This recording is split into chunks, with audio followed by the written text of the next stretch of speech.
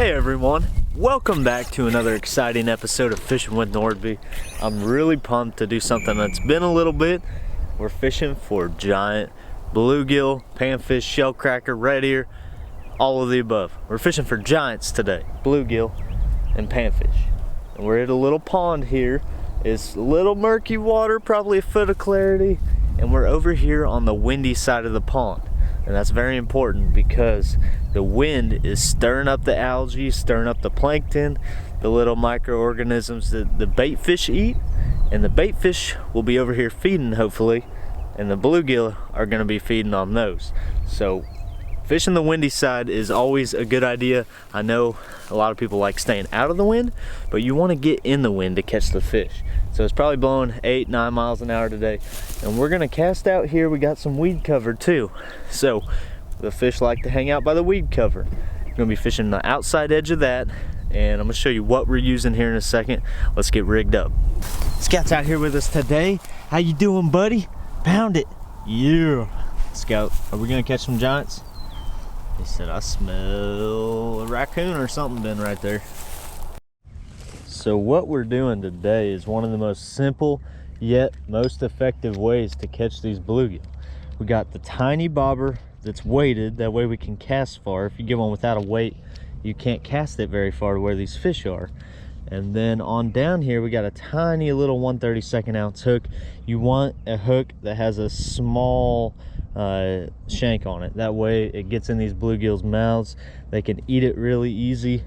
And I got it about 2 foot down. I'm gonna link my tackle, my rod and reel, everything I'm using down below. You guys can check it out if you're interested. But we're using worms today, and I brought my jig box just in case. But we got these tiny little worms. We're gonna grab one, and all you need is a little piece of it. So we're just gonna pinch off a little piece, throw it up on our tiny little jig hook. The smaller the piece, I mean, the more fish you're gonna catch, because they're used to eating small little bugs and flies and everything like that. So now we got our worm on there. We're gonna rinse our hands off, and we're gonna cast it out. About fell in the pond. Okay.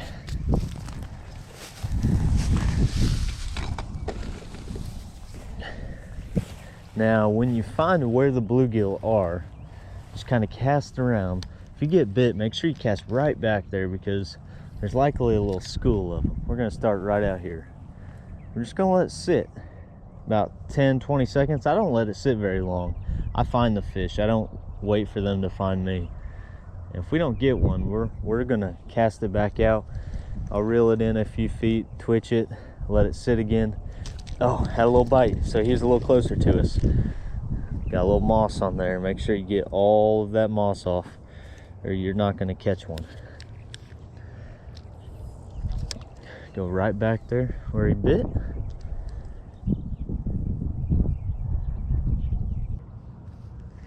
All right, nothing over here yet. We're gonna walk around the pond. Like I said, we're gonna go find them. Walk along here till we do. All right.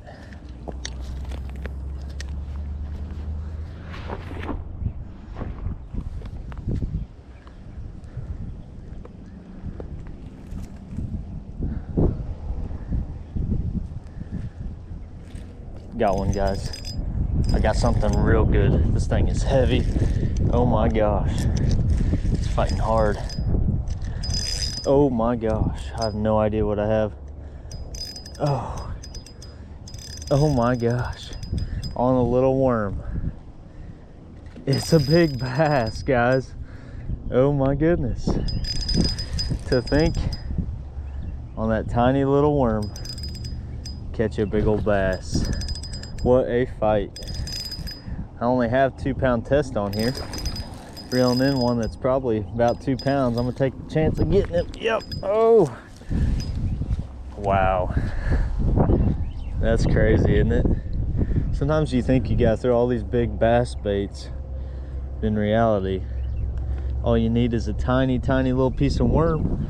Go to town on those bass. See how tiny of a piece of worm's left? Super tiny. I'm gonna cast that out. I'm not even gonna put another one on. Wow. We'll take it. There's one. Oh, he got off. Had another bite, guys. Fish are over here because there's a little water moving down this spillway. A few more fish. There's one. Oh, getting a lot more bites right over here than I was where I started. The wind is blowing here too. It's perfect. There's one, guys. We're hooked up. That is a baby. Wow. That bass we just caught could eat this little bluegill. Wow. Number one for the day.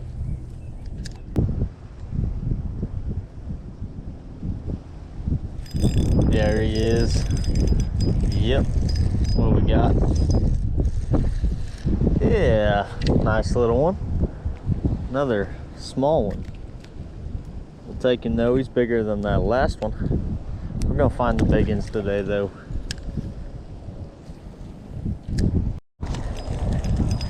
Hooked up with another one, guys. This one's fighting harder. Oh yeah, a lot harder than that last one. Woo! A little bit bigger. Not too bad. Still not what we're after. Catching them now though. Big ones will be mixed in. Let's try the other side. Not getting any big ones yet. Got one, guys. Loading up on them.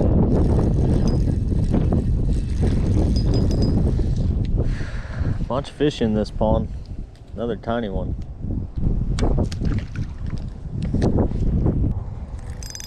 Oh, now there's a fighter.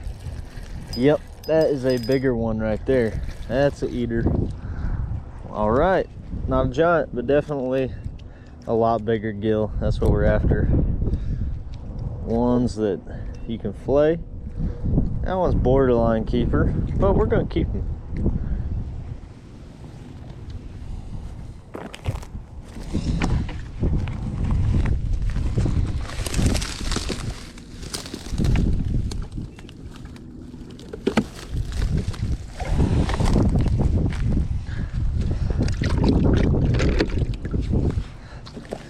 So far we've caught a bunch of little ones, a big bass, and a decent bluegill, all on the tiny little hook. So we're gonna keep a few bluegill to eat today, and we're throwing the little ones back, but one good one so far. We're having to weed through the little ones. I'm not showing you every one I'm catching, but this is such an easy way to catch a bunch of fish. I'm gonna show you the big ones, but we're gonna keep going here, try and get, I don't know, 10 or so to flay up and get out of here. This pond is just loaded with these little bluegill. It's pretty awesome.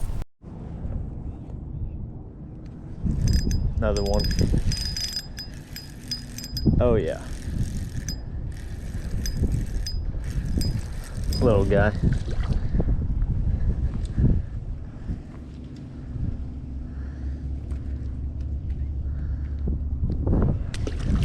Notice when you have a tiny piece of worm on that, they don't even eat it. You can just cast back out over and over and over. Missed him. It's because they don't try to pick it off your hook. When your hook's too big, they try to pick the worm off. When you got a little hook, they just swallow the whole thing and they don't pull your worm off near as easy. There's one right in front of the spillway. Normally the big ones are hanging out there, but not today. Not today.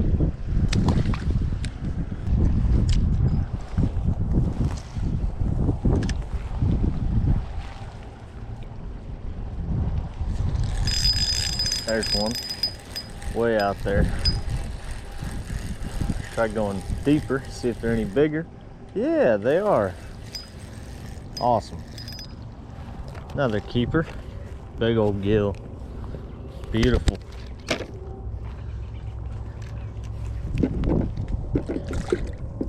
Way out there, a little deeper. Let's go back out. I could only cast out there if I had this weighted bobber. Another one, guys. Way out there. See how big he is. Can't tell. Definitely a little bigger ones out there. That's for sure. That one's borderline, but we gotta get enough for a meal.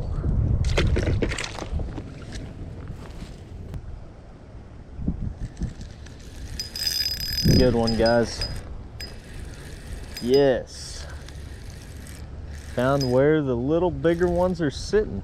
Definitely out there further. Fighter. Ooh. Look at that. That one's a shellcracker. Look at this bright yellow belly, a little red on his gill. Yeah.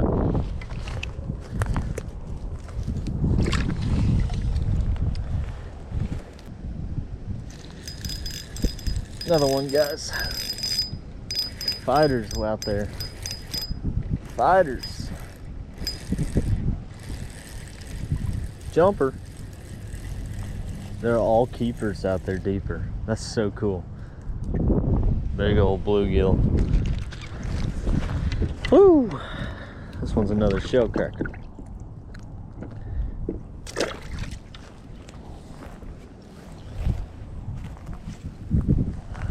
About as far as I can heave it out there. That's where they're at.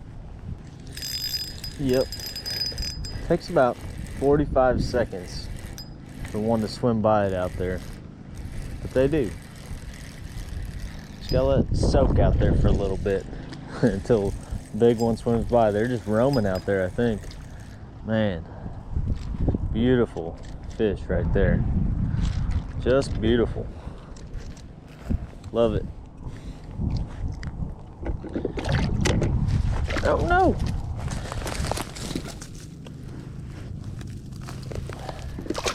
Had a lot of fun catching those big gills today. No true giants, but definitely some really good 9-inchers or so. I like to catch a 10-incher. If it's over 10 inches, it's a true giant. But had fun out there. Using super simple setup, super cheap setup, little bobber, and the little jig. They're linked down below. You can get the exact ones I used today if you would like. You guys are always asking about that. But I was thinking while we were catching them, we were using such a natural bait that's natural to these bluegill, something they want to eat, a tiny little earthworm. We were matching the hatch. We were just throwing something tiny that they could easily get in their mouth.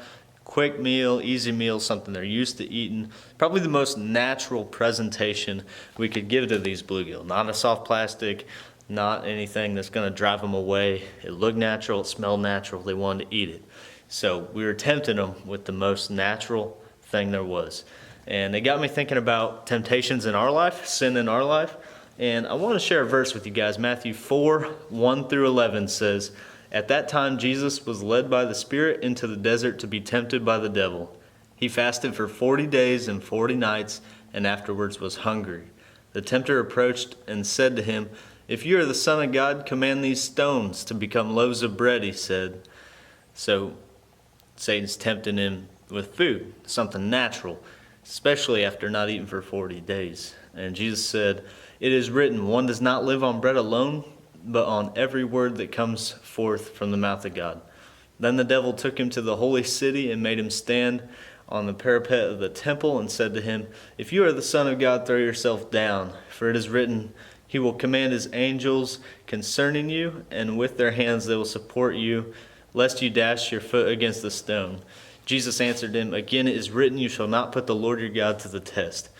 So that second one, the devil tried to tempt him with power and with the word of God, taking it out of context. That happens a lot in today's society. People take verses out of context and use them to mean whatever they want them to mean. The devil was using a verse right there to tempt Jesus into sinning.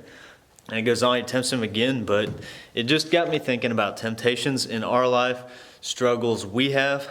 I want you guys to be on guard against the devil. He is going to tempt you with stuff that is the most natural thing in your life, the easiest thing to get you to sin, whatever your trigger is, whatever you struggle with. He's going to tempt you with little things that lead you into that rut again.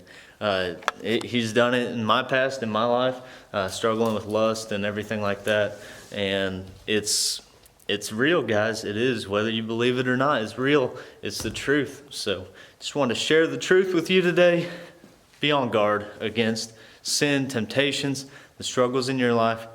Tell them no. Respond to them like Jesus responded to the devil in those passages. Don't be like the bluegill today that ate the worm. Don't take the bait. But we're going to get out of here. We are going to eat some fish tonight. I hope you enjoyed this episode. Remember, if you want to support my channel, you can do so through a website called Patreon. It's linked below as well. And we're going to get out of here for the day. God bless you guys. Hope you're encouraged. And we'll catch you next time here on Fishing with Norby.